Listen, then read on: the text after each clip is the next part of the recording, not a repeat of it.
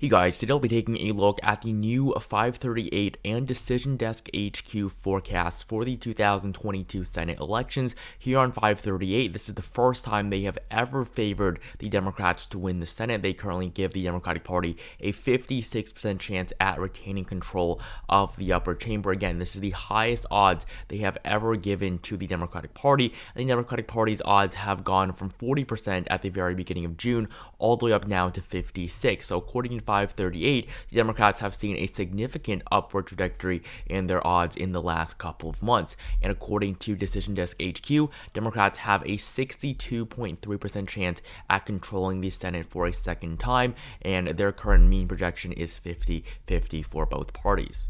So both of these forecasts are very similar. They basically do the same thing. They run simulations based on data for each of these races. Polls, fundraising numbers, past voting patterns, as well as expert ratings are just some of them. And basically all of these different factors help to create results in these 40,000 simulations that 538 runs. I believe Decision Desk HQ runs 14 million. Yes, as you can see, 14 million simulations. So they are very similar in this way. However, they do project very different results. So looking at the 538 forecast here, Democrats currently are expected to win 50 seats, Republicans 50 as well. 538 currently classifies Wisconsin and North Carolina as lean Republican states, and they classify Arizona, Pennsylvania, and New Hampshire as lean Democratic states, and they currently expect Democrats to flip the state of Pennsylvania. And we have two tilt races on this map in the states of Nevada and Georgia. 538 gives Catherine Cortez Masto a 55% chance at winning her re-election in Nevada, and in Georgia the odds for both Herschel Walker and Raphael Warnock sit at 50, but Walker's odds are just slightly higher than Warnock's. Now looking at the DDHQ forecast here, this map is obviously much easier to look at, but they currently project 51 seats to go to the Democrats and 49 for the Republicans. Now this forecast really has changed a lot in the last couple of days as a result of the new polling data that we've received. So previously Georgia and Nevada were both toss races. However, now Catherine Cortez Masto has a 75% chance of winning in her re-election in Nevada. In Georgia, Warnock's odds stand at 66.2, the odds in Nevada 76% for Mark Kelly, and in the state of Pennsylvania, John Fetterman is still a highly favored here with a 64.3% chance at victory, giving the Democrats 51 seats and 49 for the GOP. So in this video, I'll be taking a look at both forecast models as well as their ratings for each individual race. So looking at the 538 forecast here, basically in their 40,000 simulations, this is how they plot out the different results. And so currently the most likely scenario is one in which Democrats control the Senate once again, winning just 50 seats. There's a 14.5% chance of this occurring, meaning that no party makes any gains in the Senate, and there is a 13.7% chance that Democrats win 51 seats, expanding upon their current majority, and a 13.6% chance that Republicans win the Senate with 51 seats. And so if you look at how this forecast has changed, Democrats' odds, as I said before, have gone up significantly over the last couple of months, and specifically just over the last couple of days. And as you can see here, the average number of seats controlled per party for the first time sits at 50-50 for both Democrats and Republicans. And so here you can see the ratings in every single state. So currently, according to this forecast, Georgia is the most competitive race, while Democrats have a slight advantage in Nevada, Pennsylvania, and Arizona. And now looking at the DDHQ model, they give Democrats a 62.3% chance of winning, so slightly higher than 538's 56% for the Democratic Party. But if you do look at the map here, they are very favorable to Republicans in many states as well, especially the state of Wisconsin. They give Ron Johnson a 95% chance of winning. This is much more solid than Ohio, which they currently classify as a lean state. I think there should be no way in which Ohio is lean while Wisconsin is solid, even if Tim Ryan is a good nominee for the Democratic Party here in Ohio. But I think the main reason for this is because we've only received one poll from Wisconsin, so as we get more polling data, Wisconsin is probably going to be a likely or lean state for the GOP. And looking at how their model has changed over the last couple of months, I mean, you see a very similar story on 538. At the very beginning of June, Democrats had a 38% chance of victory. Now they have a 62.3% chance at controlling the upper chamber. If you look at their individual ratings in the individual races, Pennsylvania currently is the closest this race. It's a toss-up state according to DDHQ. Georgia is the second most. This was the most competitive race according to 538, and Nevada here is less competitive than both Ohio and North Carolina. And looking at the 14 million simulations that they conducted, currently the most likely scenario is actually one in which Democrats win 51 seats and just 49 for the GOP. And now we'll take a look at how both models rate the competitive races, starting off with the race that 530 believes to be the most competitive, and of course that is the state of Georgia, where both Raphael Warnock and Herschel Walker have a 50% chance of winning, but the odds are just ever so slightly higher for Herschel Walker here, and in many of these scenarios, they actually win in a runoff because, of course, in Georgia, you have to win a majority of the votes, or you will advance to a runoff with the second place finisher, and of course that is what happened in 2021 in the runoff between Raphael Warnock and Kelly Loeffler, and of course Warnock ended up coming out on top. So looking at how the odds have changed for both parties for this seat, Democrats' odds have increased significantly over the last couple of months. They now have a 50% chance of winning, so the race in Georgia is now a pure coin toss according to 538, and they are actually expected to win a high percentage of the popular vote in the first round. However, Walker's odds are still higher because of the runoff factor, and if you look at the polls in Georgia, I mean, they have been terrible for the GOP. Looking at the Georgia polls, Raphael Warnock currently leads on average by a margin of 3%. He has basically led in every single poll that has been released throughout the entirety of this summer, and the race was not always like this. Raphael Warnock was behind for a very long time at the beginning of this year, and if you compare the Senate polls to the governor polls, you see a huge discrepancy. I mean, these are the same polls. When polls are conducted in Georgia, they polled both the governor and Senate races, and Brian Kemp has basically led in every single poll on the gubernatorial level. However, on the senatorial level, it's been Raphael Warnock leading. So the polls have shown that Raphael Warnock currently is doing much better than Stacey Abrams on the gubernatorial level, and according to the DDHQ model, Democrats have a 66.2% chance of winning, just 33.8% for Herschel Walker. And look at this graph here. I mean, a significant increase for the Democratic Party over the last couple of months. So the first state here, the state of Georgia, is going to be tilt for the Democratic Party based on an average of both of these forecasts. Now moving on to the state of Nevada, Democrats currently have a 55% chance at holding on to this state with Catherine Cortez Masto as the incumbent, so she is currently favored over Adam Laxalt, the highest odds we've seen for Masto in a very long time. She was originally favored to win this race, however Laxalt's odds did go up for a while. It was basically a coin toss for a couple of weeks there. However, Masto's numbers have gone up again. She currently is expected to win this state by a margin of just 0.9%, and if you look at the polling that's been done, Masto has been doing well in a recent poll. She is currently up on average by a margin of 1.5%. She's led in all of the most recent polls that have been released. The last time that Laxalt led in a poll was all the way back in April, and this was funded by a Republican super PAC. So the last independent poll that Laxalt led in was conducted at the very beginning of the month of April, and if you compare the Senate polls to the governor polls, we also have a very competitive governor's race between Joe Lombardo and incumbent Steve Sisolak. Sisolak leads on average by 1.9%, so we see a very similar race on the gubernatorial level, unlike in Georgia. So both Sisolak and Masto are stuck in very competitive races, fighting for their re-elections, but I do think that if one of them wins, the other is going to win as well. I don't think we're going to see a split victory here between Masto and Sisolak, and looking at the DDHQ model, currently the Democratic Party has a 75% chance at winning this race. It is a lean Democratic state, and you saw the odds just shoot up for Catherine Cortez Masto as a result of the two recent polls that were released in this state, showing Masto up 6 and 10%. And so with an aggregate of both of these forecasts, 75 here on DDHQ and 55 according to 538, the state of Nevada currently is going to be a lean state on our map. The next state we're going to look at is the state of Arizona, where Democrats have a slightly higher chance at winning compared to the other two races. Mark Kelly currently has a 65% chance at winning according to 538, 35 for Blake Masters. Blake Masters is expected to win the Republican nomination when the primary occurs on the 2nd of August. So in just a few days, we're finally going to find out who will be the GOP nominee. But Blake Masters does have the endorsement of Donald Trump, and he probably is going to come out on top. Now, the issue here for the GOP is that Blake Masters polls worse than all all of the Republicans in the field. Jim Lamont polls better than Blake Masters as well as Mark Bronovich. As you can see, according to the latest poll in Arizona, Mark Kelly leads by 12 and 15% against Blake Masters, and in previous polls, Mark Kelly has also maintained a very solid lead over the Republican. Mark Kelly typically leads by double digits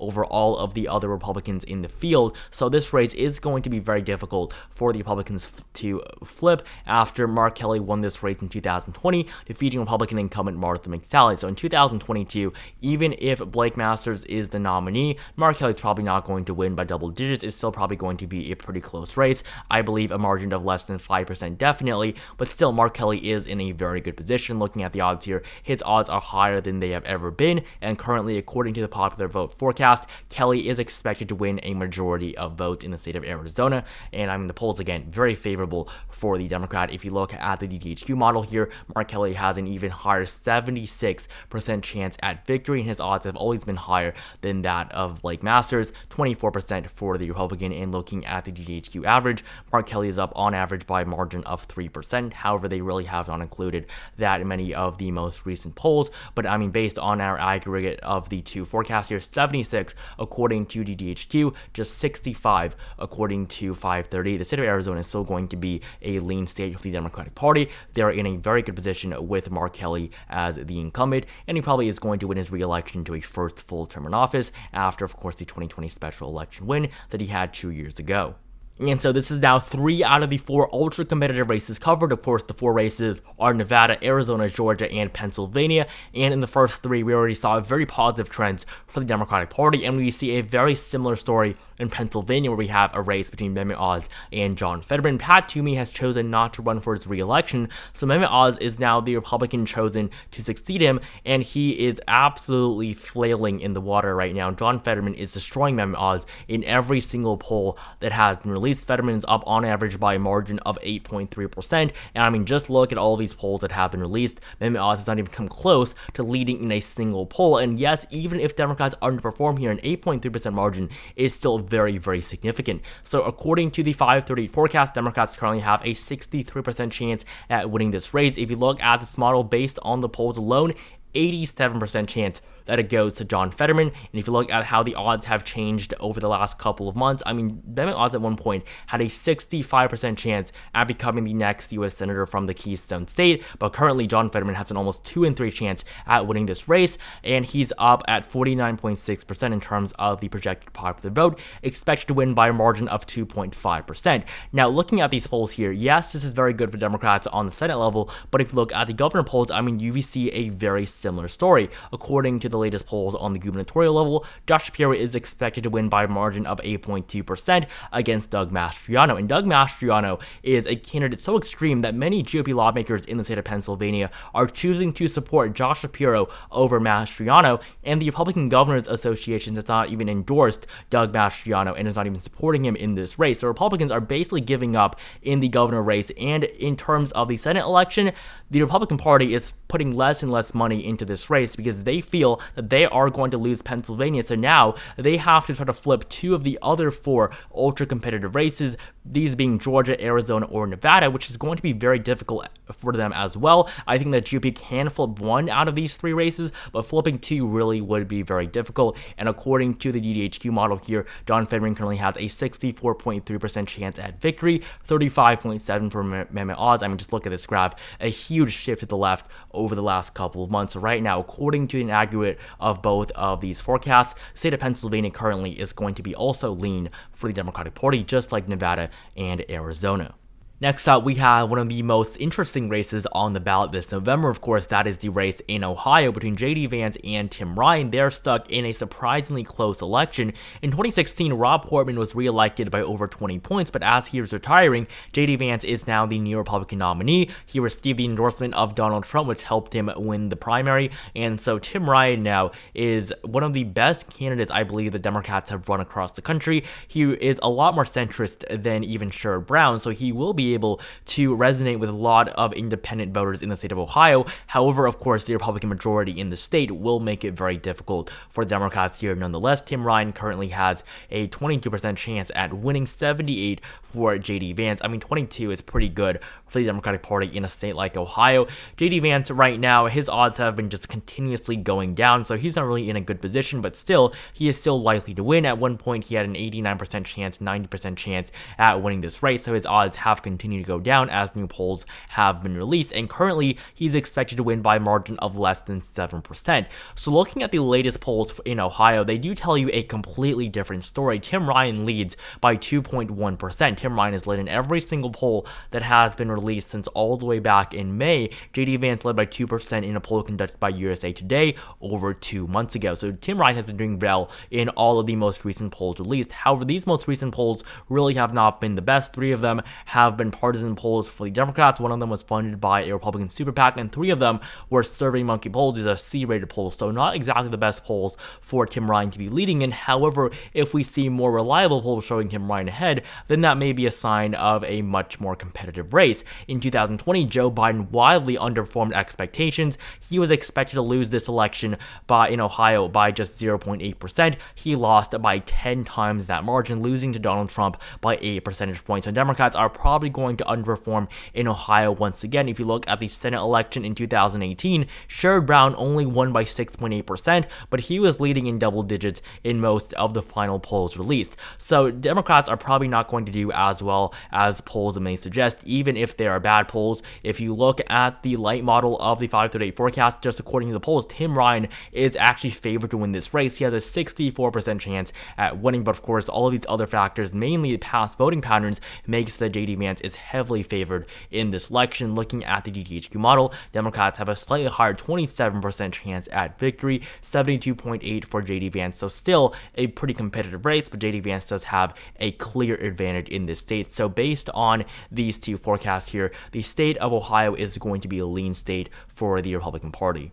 In the state of North Carolina, we've seen an upward trend for Democrats here as well. Ted Budd currently only has a 69% chance at winning, 31 for Sherry Beasley and the Democrats. And I mean, looking at the odds here, Sherry Beasley's odds have gone up significantly over the last couple of months. And I mean, if you look at this race based on the polls, looking at the light model, Sherry Beasley currently has a 50% chance at victory. So it's an even race if you just look at the polls. And looking at the polling average, Ted Budd currently is up on average by 1%. Sherry Beasley has actually led in many of the independent polls that have been released. Most of the polls do show Ted Budd ahead. However, most of these polls are also polls funded by Republican super PACs or Republican sponsors. So the polling does not tell us too much about this race. We haven't really seen that many independent polls released. However, Ted Budd is still probably going to end up winning. He is one of the more electable nominees that Republicans have chosen, and that really says a lot. I mean, the GOP has made big mistakes in Pennsylvania, Georgia, Arizona, and Nevada, and now they're trying to correct those mistakes, but really there's nothing that they can do. In North Carolina, Republicans do have a much better chance. I think Ted Budd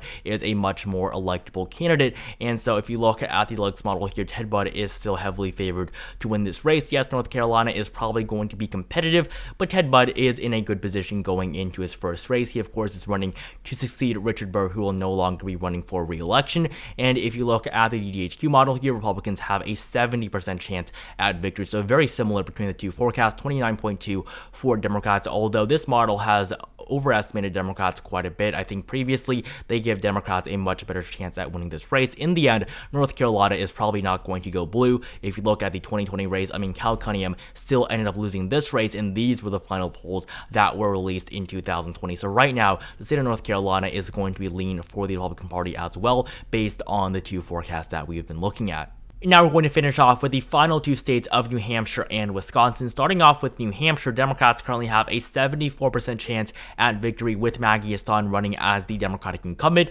Now, 538 feels that Donald Boldeau is going to end up winning the nomination. However, that is still pretty unlikely. I think that Chuck Morse is going to end up being the nominee. He has led in most of the recent polls.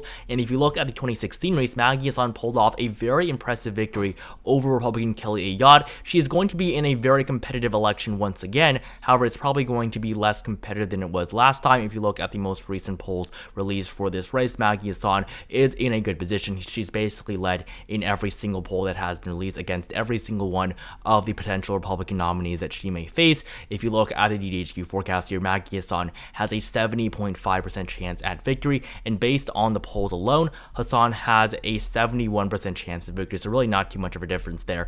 And if you look at how this model has changed, the numbers have gone up slightly for Hassan, mainly because of the Democrats' boost nationwide as a result of their national numbers improving based on the generic ballot. However, still not too much of a change here in the state of New Hampshire. We're not going to see the primary until September 13th, so there is still quite a ways to go until we finally figure out who is going to be the Republican nominee in this race. But right now, Democrats are doing well. 538 classifies New Hampshire as being a lean state, and DDHQ does as well. So of course, according to the aggregate, the state of New Hampshire is going to be a lean state for the Democratic Party. They're probably going to hold on to it after 2022, after of course flipping it in 2016. And finally, in the state of Wisconsin, the Republican Party is heavily favored here. Ron Johnson has a 68% chance at victory, 32 for Mandela Barnes. I'm just looking at this forecast. Yes, the odds have gone up for Barnes, but this is mainly because of the national environment favoring the Democrats a little bit more now. And if you look at the only poll released, Mandela Barnes does actually lead by 2%, but still, Ron Johnson is in a good position going into his re-election. He was elected twice in 2010 and 2016,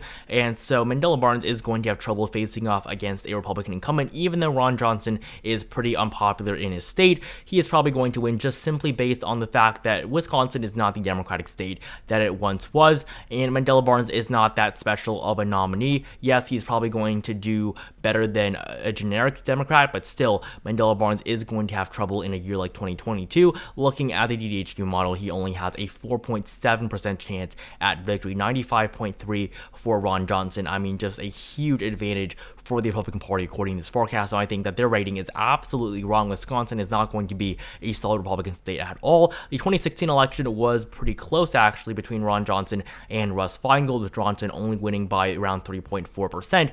But 2022, we're going to see, I believe, a larger margin for Ron Johnson, but not large enough that it's actually a solid state. I still think Wisconsin is going to be lean or likely Republican. So right now, according to an aggregate of both of these forecasts, the state of Wisconsin is going to be likely for the Republicans solely because of the DDHQ forecast giving him a 95% chance at victory. And so this is the 2022 Senate map based on an aggregate of the 538 and Decision Desk HQ models. Looking at this map here, 51 for the Democrats, 49 for the Republicans. So Democrats right now are in the best position they have been in over a year. And in the states of Georgia, Nevada, and Pennsylvania, we do still have very competitive races, so it really could still go both ways. But Democrats currently are slightly favored to win the Senate overall. So thank you guys so much for watching this video. Make sure you like it down below if you enjoyed it. Comment down below which party you think will win the Senate after these midterms, and whether or not you trust these two forecasts. Subscribe to my channel if you have not for consistent uploads and updates on the 2022 midterm elections. Consider getting a channel membership as well, and I'll see you guys in the next video.